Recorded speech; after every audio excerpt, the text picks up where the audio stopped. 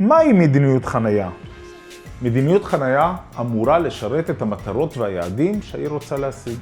לדוגמה, ייעול השימוש במשאב של הקרקע, שיפור המרחב הציבורי, שינוי הפיצול ומעבר לתחבורה בת קיימא, וחיזוק הכלכלה העירונית.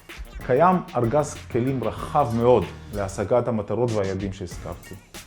אני אתחיל בחניית רחוב במחיר ריאלי לכולם, חנייה מוסדרת לטווח קצר, קביעת תקן חנייה מקסימלי, תו חנייה אחד למשק בית, הקטנת אזורי החנייה והגבלת תווי החנייה באזור החנייה.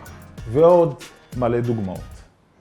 מטרופולינים מצליחים בעולם מנהלים את הביקוש באמצעות מדיניות חנייה כוללת, והייתי אומר גם מאוד אגרסיבית. הדוגמאות הטובות שאני יכול לחשוב עליהן הן מדיניות החנייה של אמסטרדם, סן פרנסיסקו ואוקלנד. ובטח יש מלא דוגמאות טובות אחרות. All may park, all must pay.